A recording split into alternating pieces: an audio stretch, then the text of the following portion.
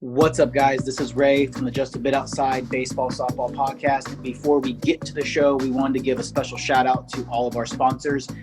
Hit Factory Athletics. Make sure to check these guys out. The one thing I like about this brand is it was created by a ball player for ball players, and it's not going to be the bright neon colors and the crazy designs that's out there today. So if you're looking for a nice, clean, classic look, this is definitely the brand for you. So make sure to go to hitfactoryathletics.com, check out all their apparel, their streetwear, their training aids, their accessories. They have it all. The other thing I like about their apparel is you can wear it to the office, to school, to the field, or you can wear it out to dinner on a Friday night. So make sure you check them out, hitfactoryathletics.com. Our next sponsor of the show is Bit Brand. The thing about these guys is it is the hitter's brand. So if you can swing it or you think you can swing it, you need to get yourself into a pair of BIP custom pro grade batting gloves. They have your stock models, but the one thing they're doing specifically for us, this show right here, is if you email them at info@bip.com and use the promo code outside21, your team will get a free custom mock-up.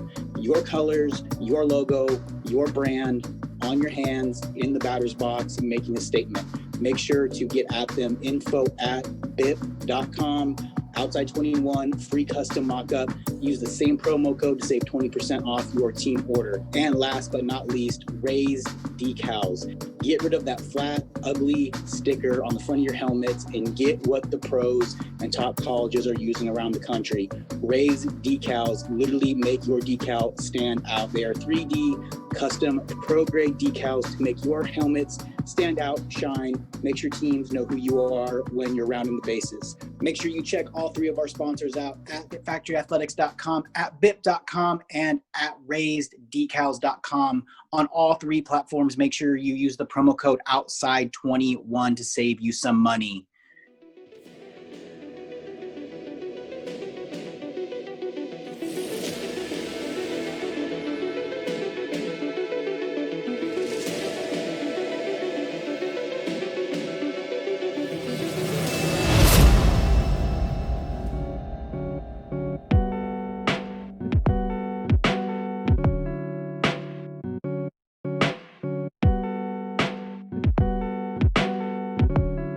Now getting to the second part of your story, because I'm sure people are like, oh, that's a rough childhood. That's only part of your story that makes you, like I said, like when I first got your email back, I texted my brother and I was like, I don't know if I could do this because I don't know like if anyone else goes through this as a man. Maybe it's just me. I don't know. I've like considered going and like talking to someone or going and getting tested. But ever since I've had kids, like everything makes me emotional. Like everything's just like, oh God, I'm gonna cry about this. And I'm like, why? And then I sit there thinking like, I'm like, why am I crying about this? Like, why am I upset about this?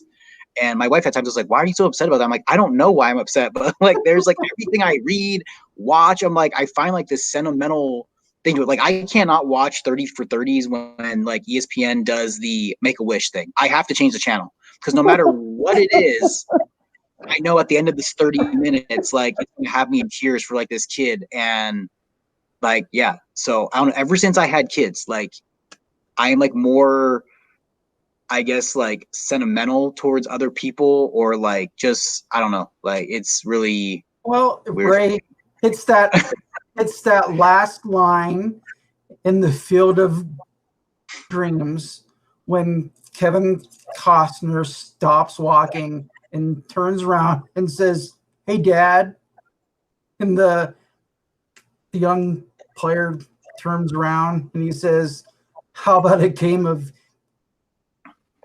catch?" Like, that's all we want is that validation from our parent that we're loved. Yep. So, yeah. Yeah. All right. So let's go to part 2 of your story. When you finally get to Gallup, everything's going good, and then another turn of events happens. So I ended up graduating from Gallup High. I ended up having a great senior year, honorable mention, MVP, made the North-South All-Star team, got a scholarship. to play ball up in Kansas in the Jayhawk region at a school that it was going to be the first year softball team. So I thought that was so cool.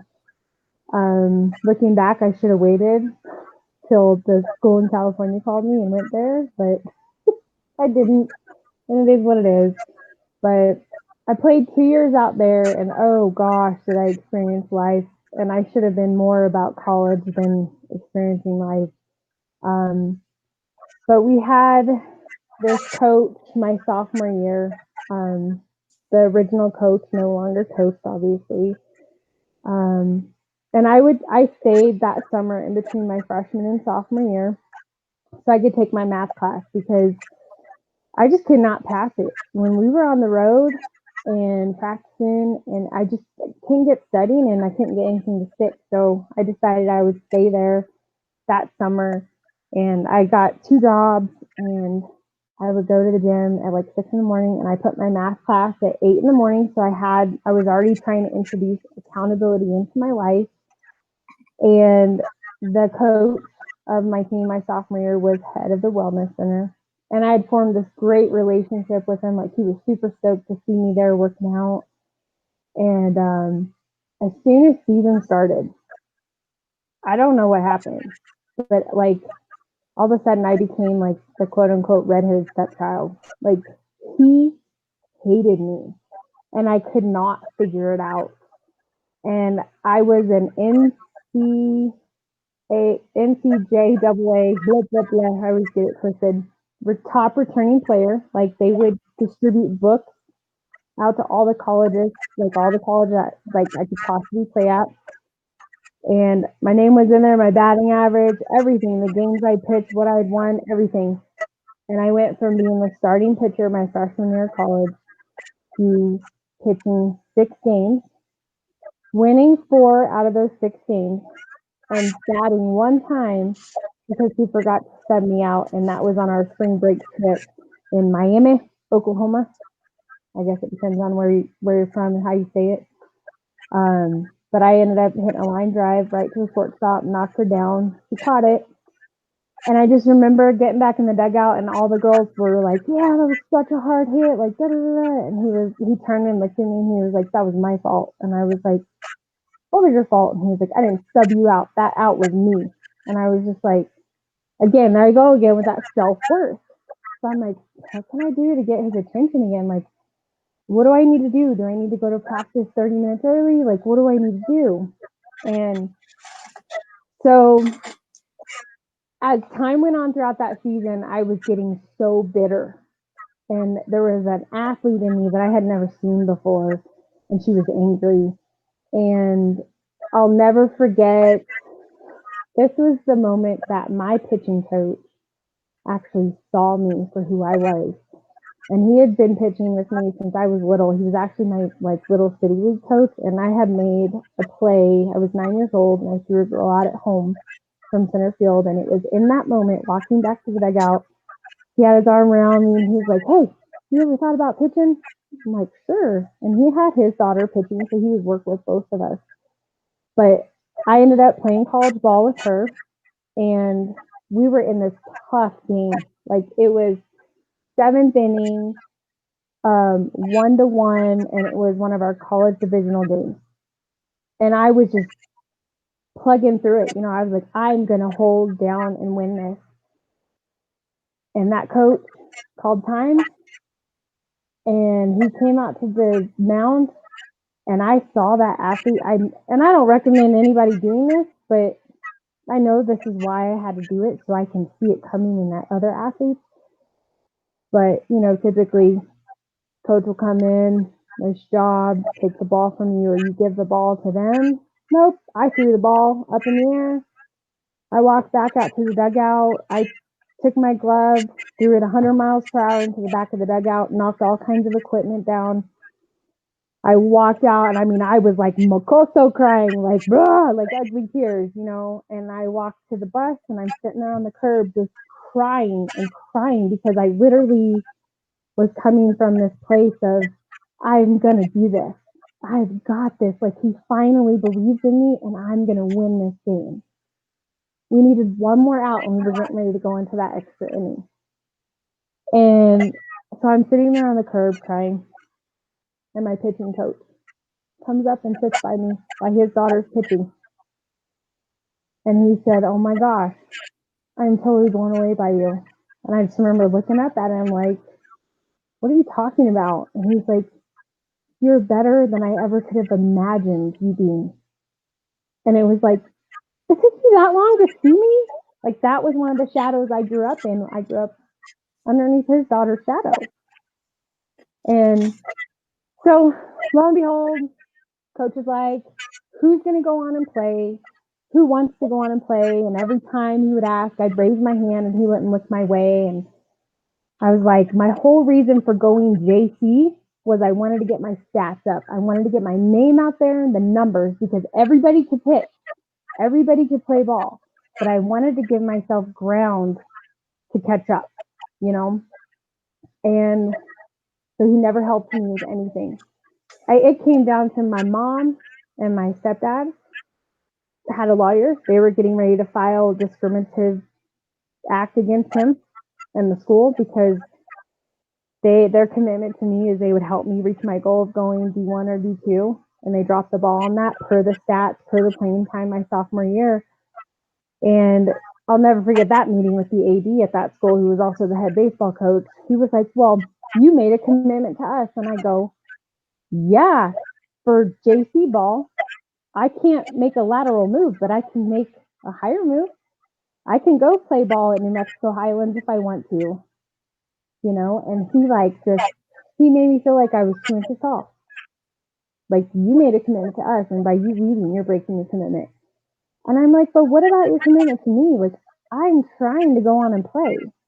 My goal, my big picture, I wanted to go on and play D1 or D2 ball.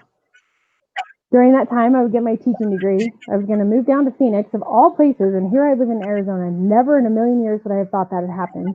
But my goal was I would move there. There was it was like a off professional team. They were called the Heat. And I was going to go play for them, and then I was going to try out for Team USA. And, well, hold on just a second. Are you going to bed? Okay. I'll be in there in a little bit. Sorry. That's my mini. So before you go on, like, one thing I want to ask you is, with all these men in your softball life now who are putting up barriers that you're striving to say, acknowledge me. Every time you ran into someone like that, were you like, "Oh, here's my dad again. Oh, here's my dad again"? You know, that's a really good psychoanalysis, but I never saw it that way. I just saw it as... I was just curious if you're like, "Oh, here's another person who's a male trying to keep me down and won't acknowledge me, and here's my dad again. Like, I finally got away from my dad, and now he's back." Yeah, no, I've never had that struggle. I'm very scientific, very medical, so no, women are never going to be able to do what men do. Like, it's just not going to happen. And if by chance they do, then there's something chemically inclined illegally. But it's like that old phrase, "stay in your lane." You know what I mean? So I've never looked at it as like, "Oh, here's another guy holding me back." Like, to me, pick your battles, and that is a stupid battle to pick. Like, it just is. So, just personal opinion. But so anyways, I ended up going and trying out for New Mexico for Eastern University D2, and that was one of the hardest tryouts I ever had to do, because this coach my sophomore year, he would have me do batting practice and be the last one, and he would just walk away. And I remember there was one practice where there was a plastic chair in the batting cage, and I hit a line drive and busted the entire back of that chair out. And I turned to look at him, and I said, "Are you going to put me in the lineup?" And he's like, "Nope." And I was still like, to this day, I still don't know what I did to him. So anyways, I go to this tryout with my mom. My mom and I drove there, and they were a husband and wife coaching team. And I remember their little boy, and that was like one of the things I learned was Catholicism. Like, they would pin like a saint on their back, maybe St. Peter's. I could be totally off. But I was like, "Oh, why does the little boy have that?" And they explained it to me. So as I'm batting off the pitching machine at 65 miles per hour, and then they dropped it to 63, and then they dropped it to 62, I literally started crying. And she came up behind me and put her hand on my shoulder and then raised her hand to her husband and said, hold on. And she right there was like, I know everything that has been done to you. I know how awesome you were your freshman year, the opportunities you were given, and how you capitalized them. Your stats speak for that. But I also know everything that was taken from you your sophomore year. And she's like, we're going to get you back. We're getting you back on top. Her husband came in, they were like, we got you. Like, this is where we would like to put you in outfield because we need to get your pitching. Everything needs to get back to par. We want to get you back in the lineup. And it was just like, yes, finally somebody sees me, you know? And then, boom, blood clot happens in my brain. NCAA is like, you can't play ball anymore. You're a liability. You're going to bleed out on our field. And that was it. But I literally was at that crossroads. Do I give up this dream or do I go into ultrasound like my mother keeps pushing me to do, you know, so she doesn't have to put up with all this drama anymore? And I was like at that place. So I was like doing clinicals while I was waiting to start school there. And then the blood clot and everything happened. And there was the decision. And that blood clot almost killed me. It was 98% occluded. And so the anatomy of your brain, you have the sagittal sinus and it runs down, kind of like you can kind of see where my vein is, but it runs down and then it will bifurcate, it splits, and it goes to the left to the right. And my blood clot was in my left sagittal sinus in the venous area, not the arterial. But I had had headaches for 3 months straight. I just thought they were headaches. But then one night when I was waiting tables, I ran to the bathroom and started vomiting and I couldn't stop. Got off my shift, went home, took a shower, started throwing up again. I had literally thrown up 7 times in 5 minutes. I couldn't even stand anymore. And my roommates were all gone. So I called my mom. I'm like, what do I do? And she's like, you got to get to the ER now. Well, my mom's been in the medical field since I was 3. So she knew something was going on. So I go to the ER and I kept telling them like I've had headaches. No CAT scan was ordered. They didn't have any on-call MRI, just CAT scan. They gave me so many drugs that I slept for 16 hours straight. Woke up, called my manager, said, hey, I really don't want to stay here at home. Can I just come in and host for 4 hours? I go to brush my hair and I have no peripheral on the right side of my vision. I'm like, I called my mom. I'm like, Mom, I don't know what to do. So she's like, just go to work. You're safer there because there will be people there. You know, you're home alone right now. If something happens, nobody's there to help you. So I go and they had like orange juice waiting for me and like a piece of toast with jelly because in their minds they're like, oh, her blood sugar is low or something's going on. So I sat there and ate it. Nothing helped. Well, my mom, meanwhile, she wasn't telling me what she was doing, but she literally was blowing up the neuro center there off of I-25 in Albuquerque. Just leaving message after message on a Sunday. Like, hey, I need to get my daughter in.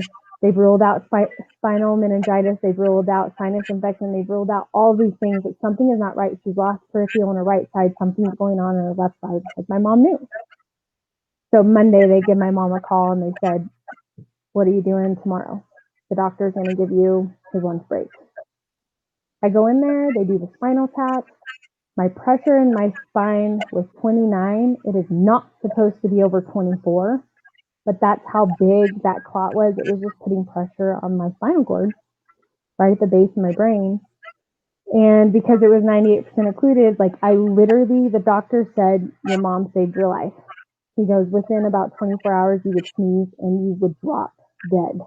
You would have blown out the whole left side of your brain. And so they put me in the MRI machine. They didn't see it, but back then it's an MRV, and they would inject ink into the venous system, and boom, there it was. And all of a sudden, it was like, you need to go back to Gallup. You need to gather your things. They're like, tell my mom, gather your things, get your husband. we've got to admit her to ICU head trauma. We don't know if we're going to be able to save her. And sorry, now I'm getting all emotional. But I kept shutting off the heart rate machine because being an athlete, when you're resting, your heart rate will drop. And they had switched shifts during the night or morning. It was early morning, and the male nurse came rushing in because they had the paddles, and they were like getting ready. They were like, we don't know what's going on. And the guy that had just came off said, "Stop! Like, read her chart. Like, she's a collegiate athlete. Like, this is normal for her." So that was super scary. And then I ended up going to, within 3 days of ICU head trauma, I went to this different room where they had probably 8 people, and they were all like kind of had their own little curtains. And all my roommates were all people that were hit by trains, had been jumped by gang members. Like, they were in comas. They couldn't talk. And I'm just sitting there like talking to the nurses and getting up and peeing, and they were like, "You're the best patient ever." Just like, but it didn't hit me until I came home how serious it was, because again, I didn't stop. I kept moving one foot in front of the other. Screw NCAA. I couldn't play anymore, but I was still going to stay in shape, and I was still going to get on my grind, I was so mad. And I go to the gym, and this brawhead did not fix his pin on the calf machine. And I went to adjust it, and 175 pounds slammed down on the head. And this is after 2 weeks of blood thinner in a hospital. They were able to bust like through the clot and not lose a piece of it. It slammed down and cuts my head open, and I'm more embarrassed than anything. So I go to the bathroom, and I'm like talking to myself, and you're like, "Oh my gosh, this is so stupid." And I'm like, "My neck itches." And I go to itch it, and it's just blood, and I'm like, awesome. This was the first day of clinicals for ultrasound for me. I called my mom and was like, "What do I do?" And she's like, "Oh, go to the ER and put you back together." I'm like, I call my teacher. I'm like, "Hey, this just happened. I'm going to jump in the shower. I'm going to clean it up as best I can." And she's like, "All right, we'll have you ready in triage." Sure enough, first day, they put 3 staples in my head, and I went to clinicals. Story of my life. Just keep putting one foot in front of the other. And so that's kind of where everything shifted for me, like playing. And it was hard because I was super angry. I was angry at God. I was like, "Why do you still have me here if you're not going to let me play ball anymore?" Like, I don't get it. Like, what good am I going to do? Well, little did I know, in my small, undeveloped frontal lobe at the time, I started to look back at everything I had already done, like coaching at 18, getting selected as one of the all-star coaches to go take an all-star Little League team to Albuquerque and coach them. Like, all these things, like coaching at different high schools, coaching travel, like all these things started flooding in. And it was just like, here's your sign, freaking read it, And that's kind of where I'm at. But Bill, I want to speak on something you said about like the calling, trying to figure things out. I still don't know what I'm supposed to do. It's just, ultrasound's great money, and I'm good. I have great bedside etiquette. I make my patients, like, they request for me. They'll literally wait 2 weeks until I'm back. I mean, there's something right I'm doing. I'm currently actually taking real estate classes because everybody's like, "You're so good at that." And I'm like, "Okay, we'll just give it a shot, And then I've been coaching, and it's just like, I guess I'm supposed to be in the circus, and I'm the bear that juggles. I don't know, but the one thing I always go back to is like, I can do all this as long as I keep my eyes focused on God, because that one time in my life I took my eyes off of him and I got wrapped up in everything that was being done to me. God reminded me who I was, why he made me. I always tell my kids, like, he thumped me upside the head. He didn't kill me, but he definitely made me think, like, hey, you know? Yeah, it's funny that you say that. But first of all, like,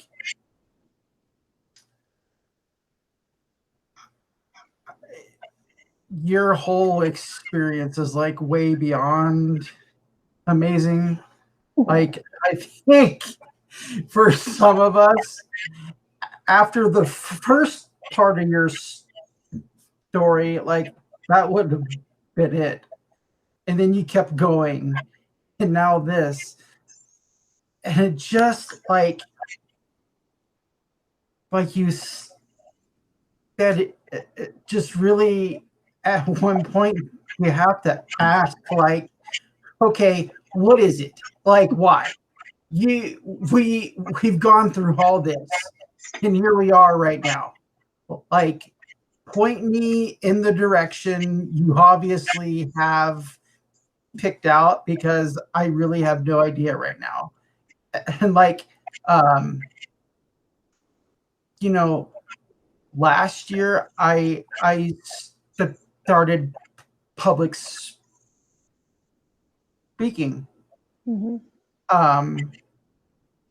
and I really felt passionate about that. But if you ask me, like, so Bill, what do you exactly do?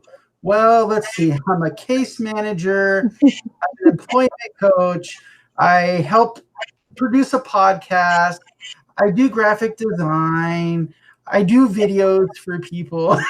Like, I do all of these things, and yet there's like, and I know it, like, there's one thing that I'm meant to be doing, but I haven't reached that yet.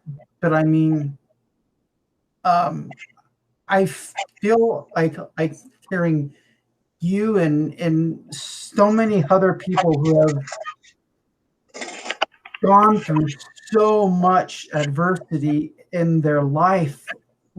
There's always like this common element in there. It could be a totally different experience, but in the end, it's like, man, we have been on this crazy roller coaster ride our lives, and here we are in this moment of really looking to share our care and our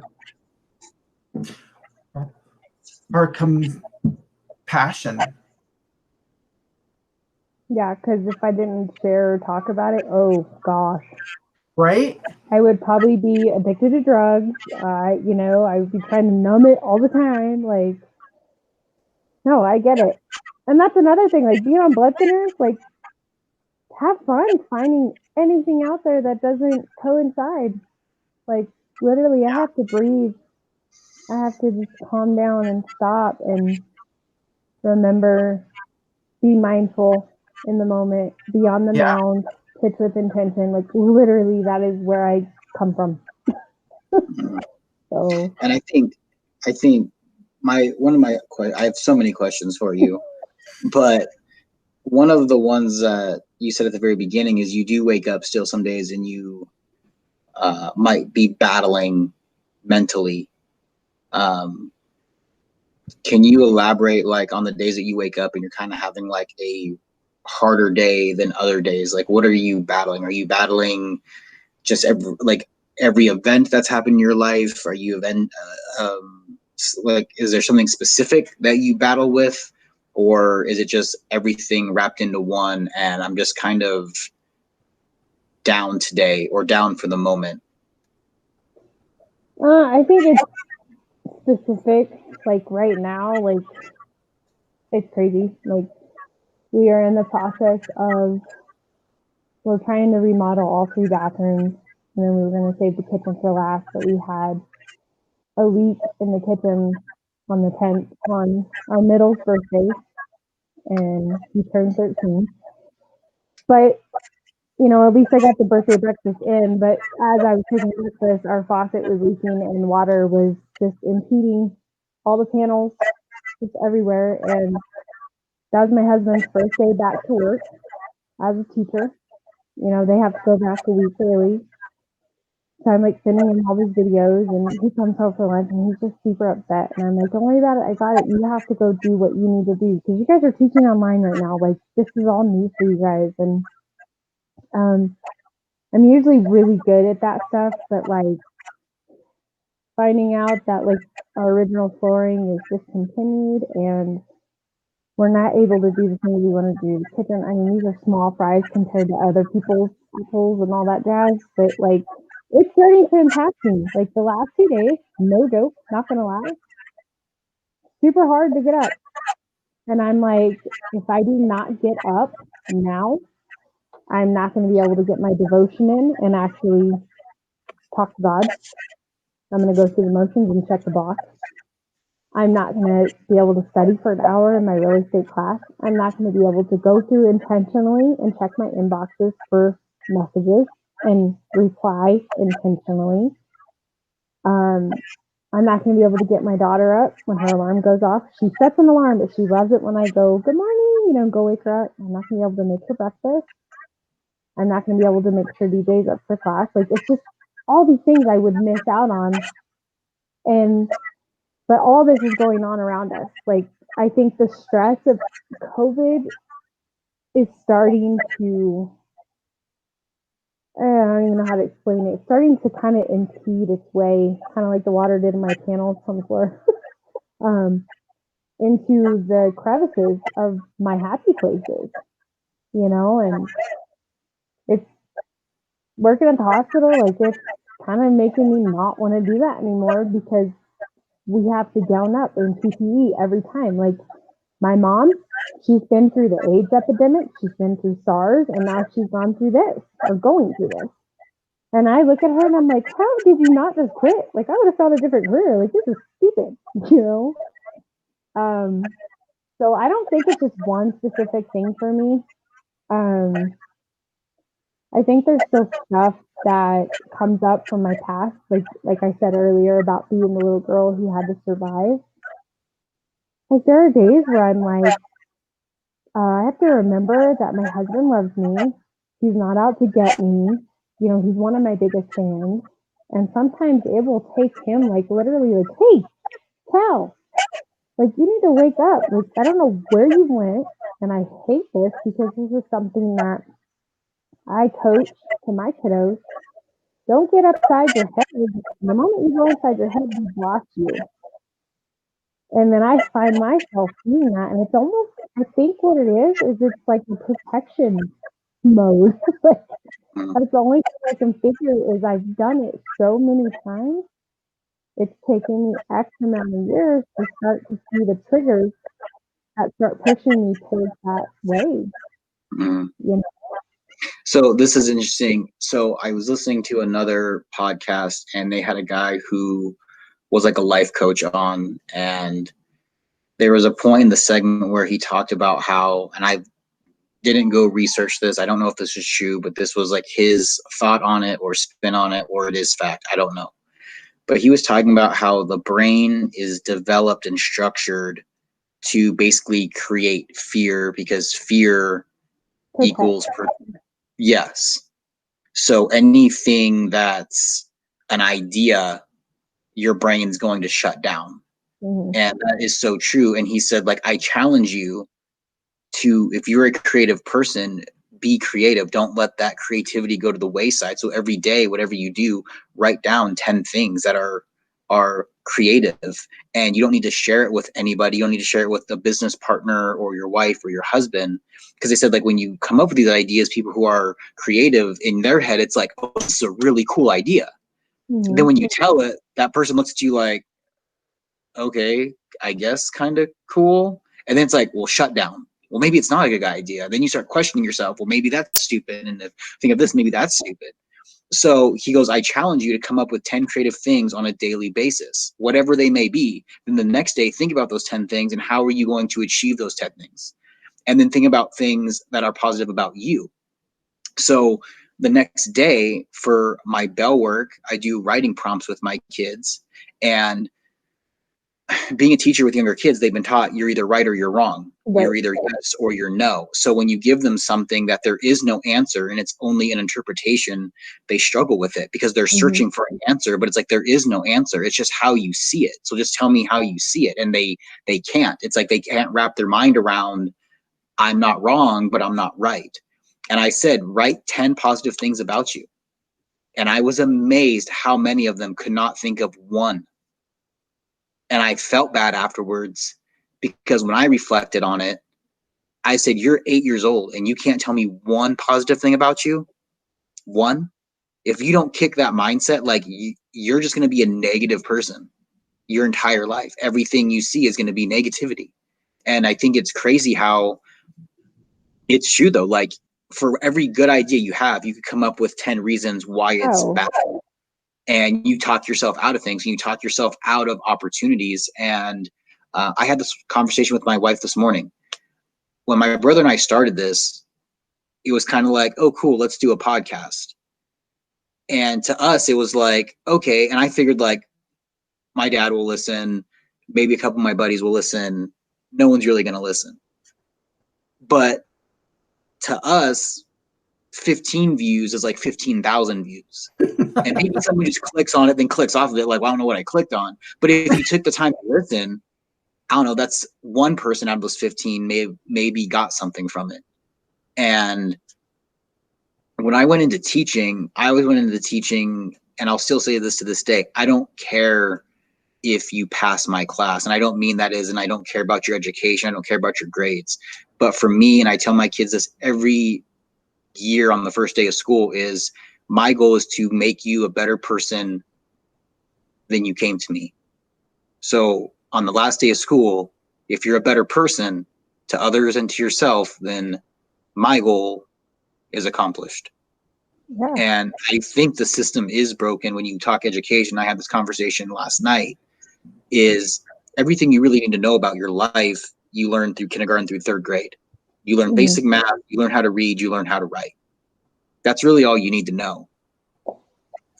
In high school, these kids need to learn life skills, which are not taught. But not everyone's going to be a doctor. Not everyone's going to be an engineer. Not everyone needs to know how to factor a trinomial.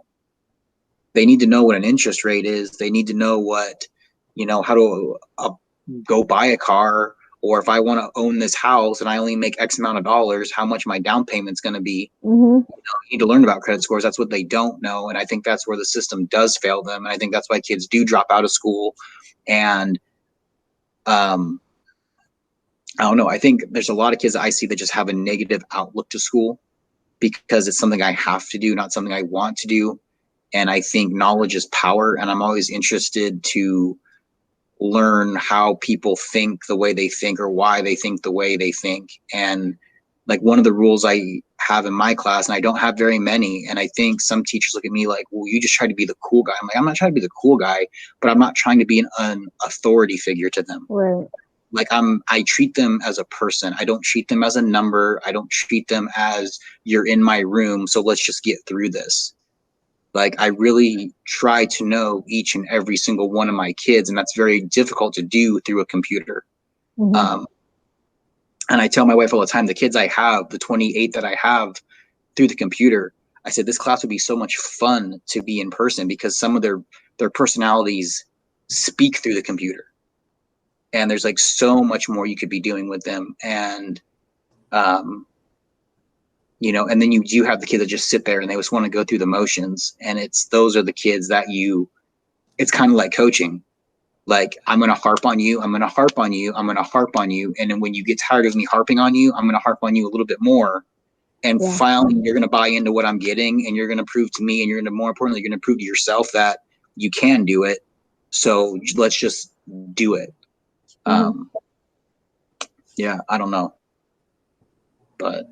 No, that's true. It really is. And I think I definitely went through that period with questioning God. I mean, I definitely am a everybody does. I mean, I I mean, I'm not going to go through all my questions, but like when you said like, well, I grew up with fear, I thought you were going to say like you were fearful of God. I grew up in a Catholic church, and I did fear God because all I was told was, if you do this, you're going to go to hell. If you do that, you're going to go to hell. I was told everything that you did. I'm like, shoot, I'm just condemned. That's where I'm going. Like everything I did, I feared God. That made you want to go to church even more. Yeah, it made me want to go to church even more. And, you know, and my wife and I talk about this all the time now and this was interesting. I did go to church one time, and a priest even said, like, church was created from people. Like, God didn't create church. Jesus didn't create church. Like, you could have your own relationship with God whatever way you want. You don't have to go to church to have a relationship with God.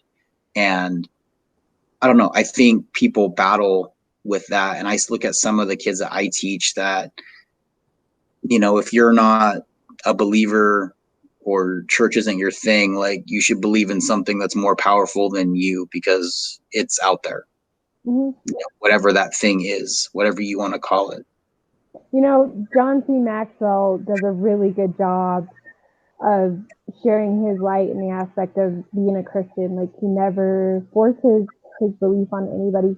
He always starts out like his book, podcast, like, he's like, I just want you to know that I love you, and the God I serve loves you too. But you can keep, you know, just know I'm going to throw some faith in there, and if you want to tune out, you don't have to listen. But, you know, he does a really good job about it, and I've always admired that about him, because it's not forceful. So one thing I do with my girls that use the Lord's name in vain, I have taught them kind of like growth mindset. Like, when you say I can't bunt, you say I can't bunt yet. So there's always a yet on there. And then when they say the Lord's name in vain, like if they say, oh God, and I say is good, they have now gotten into the habit of, they'll be like, oh God is good. And I just heard, and I'm like, see, that's great. You guys just give it up to God, you know, and they're like, could you so silly? And I'm like, hey, if you're here on my time, you will respect my rules.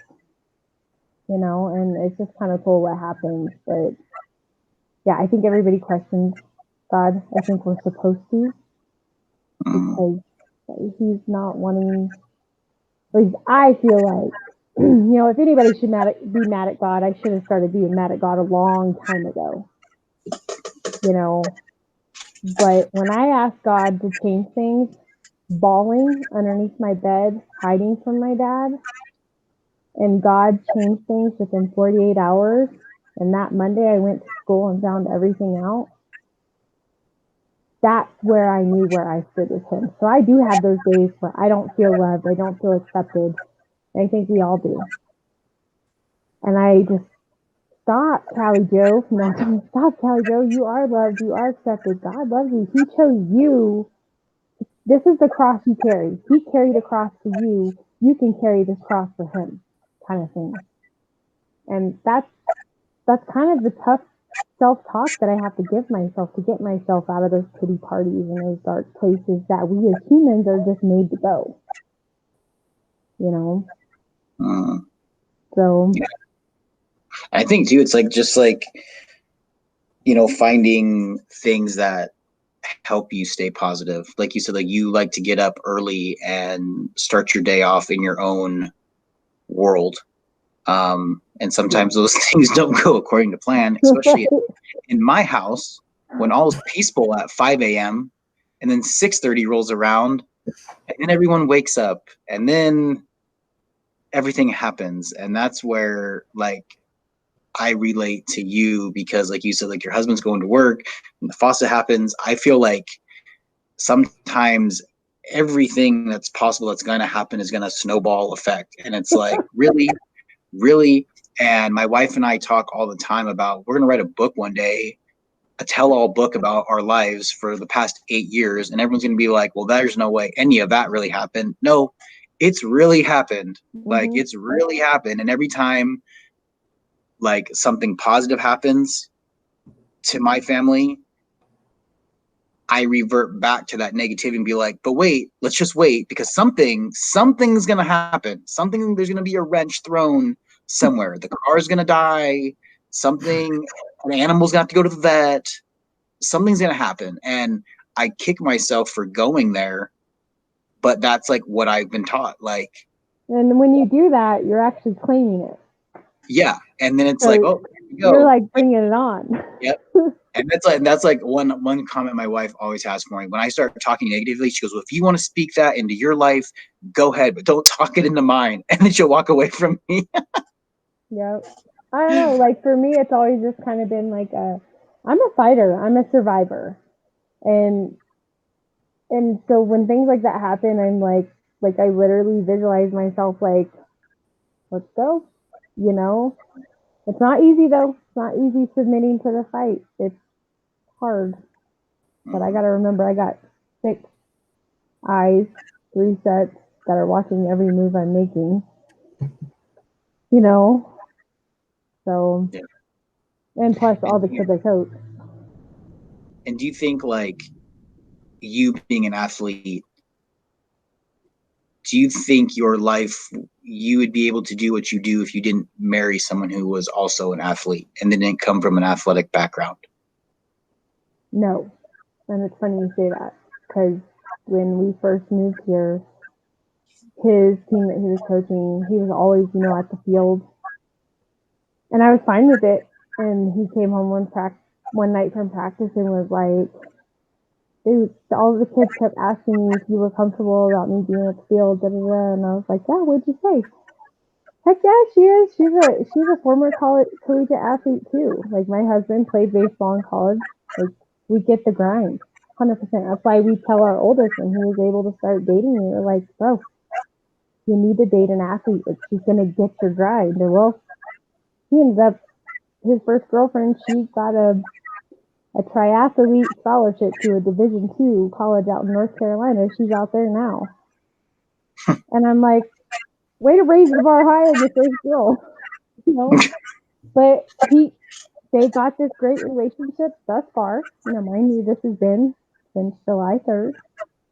But they both get each other's struggle, and I feel like my husband and I have done right by our kids, kind of like giving them a sense of direction of where they want to land when they do end up with somebody, when they do say I do. Because there's no way my husband, like came home from practice. I had already made the taco meat because it's Taco Tuesday. I did it. I ended a pitching lesson at 4. I started the meet at 4:05, made the guac, was out the door by 4:20, got to the field right at 4:30. So dinner was made. So when he and the boys got home, they could have dinner. So Marley and I get home, and I'm like, well, I got a podcast in like 25 minutes, and I'm going to eat real fast. And he's just like, okay. I'm just like, I think anybody else would hate me by now and probably be like, deuces. But my husband sees the bigger picture. I think that's definitely one thing that I've talked about with many people is when you're an athlete, it's easier to be with someone who understands that world. Yep. But so kind of a final thought to wrap this all up. Like I said, a very powerful story. I feel like so many people could relate to the story in their own way, or at least take something from it.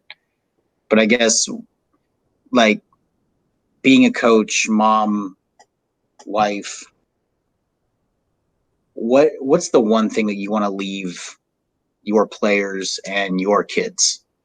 Like, just if there's like one thing that once your kids grow up and leave and your players grow up and leave, what's one thing that you hope to have instilled in them? Take ownership. Own it. Wherever you're at in your life, if you keep it simple and you look at it like being on the field and you're mostly an infielder and you get asked to go play outfield, you take ownership in it. Whatever position you're at in life, you own it because it's an opportunity to own. So, and that is like literally, like, that's like my quote. Like, my middle argued with me, was like, why do you always say that? And I said, Google it, bruh. Sure enough, you Google own your opportunity to do great things, and there's Kally V right there. It's all over. So I think that's the biggest thing. That, and this is what my husband and my kids hate, but I always say it could be worse. I always say that. And then you're gonna miss me when I'm gone. And they're like, Mom. I said that the other day when I was leaving my parents' house, when all my kids were running out to the car, and I'm leaving the house with 50,000 things from my parents' house, and my dad's laughing at me. And I said, I know for as frustrated as I get, one day when my house is quiet, I'm going to wish I had all the noise. Mm-hmm. And then he's like, yeah, that's what I thought. But then you drop your kids off here. So I still have it. They just go home now with you a couple hours later. I said, well, then I guess I'll look forward to my actual grandkids coming to my house then. But yeah. So, but definitely own it. And that goes to anybody in any aspect, any avenue of life. It helped huge get through COVID situations. When I knew I was walking into a COVID positive room, it was own it. Here's your PPE, put it on properly, breathe, take your time, get the pictures, be efficient. And that's just kind of my jelly to my peanut butter. So before we go, since you've touched on that, have you seen like people who are like sick from this virus? So I have seen a girl, she's in her 30s. It went at her kidneys and it went at her liver. So I don't know if there is any pre-existing, but the trend that I start to see in patients is if there's any like liver damage, this virus loves those people, no matter how old they are. So have I seen them coughing? Yes. I've seen them coughing. I've heard them coughing. Yeah, I mean, I have not seen somebody ventilated. That's like, they're not going to order an ultrasound on a patient that has a ventilator in them. I mean, I don't know if you guys have seen how people are ventilated, but it's not pretty. But that's pretty much as far. I still use diagnostic medicine up to a certain point, and then so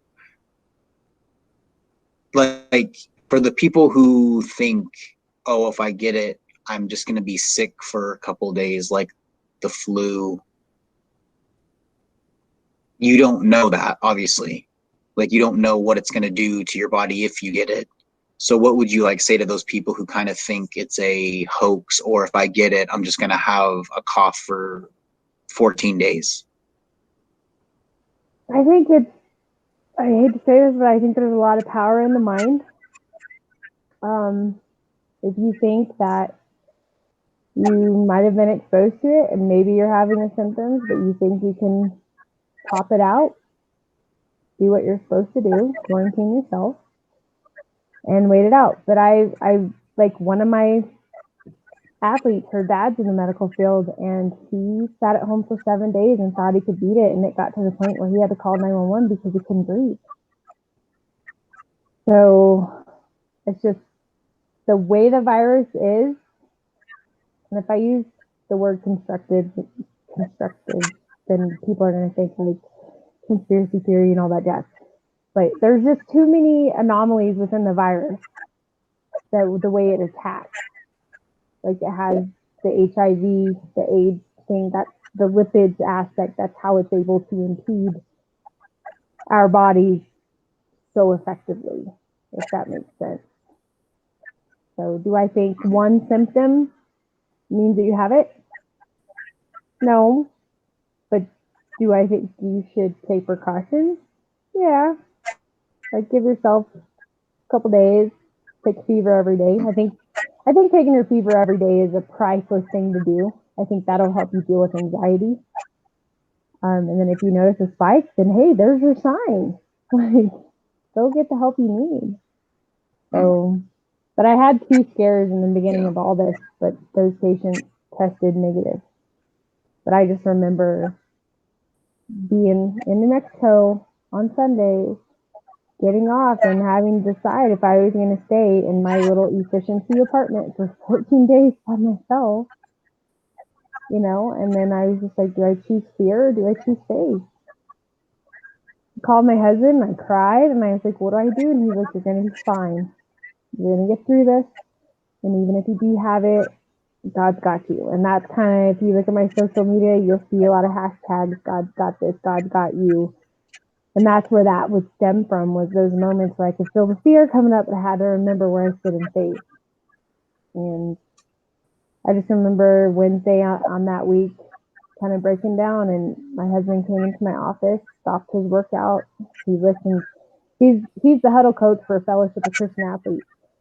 And so he's always on there, coach calls. And sometimes I jump on, but that's like his thing. So I let him enjoy that. And he like put it down and came in my office and just prayed over me. And then Friday I found out that both those patients tested negative. So, but it was crazy. Like with coaching lessons, like for a whole month, I did everything online. So it was all virtual, because even though I had this, we're going to be fine, everybody's going to wash their hands, we're going to do the little things, because little things done right always make the bigger things better, right? And then I just got this feeling like I cannot impose my confidence on my athletes. Like if they are scared of this, then I can't expect them to pitch, you know, with me right there. You know, the parents were 100% on board. They're like, yeah, we want our daughter to keep working. I mean, I had these girls journaling throughout this entire thing, the shutdown. Like that was a huge, huge help for their mental health. All my girls increased speed. Like I was super proud of them. But it's tricky, because if you think long enough that there's anything that's scary, you'll scare the crap out of yourself. So you just kind of have to keep it simple. You know, it's like being a pitcher. I'll pitch all day, but if I allow myself to think about the line drive that could come back at me, that could knock my heart off rhythm, that could kill me, I'm not going to pitch anymore. You know, then you live in that fear. And I've actually seen one of my high school teammates, she took one in the face, and you remember Garbage Pail Kids, the cards? Yeah, her face looked like that. It was crazy. And then they're like, you're going into pitch. And I was like, what? No, I'm not. And they were like, well, first of all, she's got a foot on you and you've caught everything hit at you. You're good. And I'm like, okay. I was like, what? So, but yeah. Sorry, I forgot to turn that off. I didn't mean for that to happen. So, yeah, all good stuff. Faith, family, softball. Keep God in your hearts and choose God over fear every time. So, Coach, I thank you for your time. I hope whoever listens to this, they take something from it. I know I have. I know my brother probably has. And I feel like a lot of people, like I said, could relate to your story in some certain way. It might not be the same exact story, but I think, like you said, everybody's battling something within themselves, and it might be a mental battle along with a physical, or one or the other. And hopefully they can figure out their own path and journey to overcome and achieve success in their own life, whatever they define success as. So thank you again so much for your time. I hope your family, all your girls that you coach, and all your fellow coaches stay safe. And I hope to have you back on again. So thank you for having me. It's funny you say that. Somebody takes it away, because when you tagged me in the tweet, I was like, I hope y'all get something out of this. So I know knowing how long this is going to go. So you never know. You might have to split this one up. Part 1, part 2. Yeah.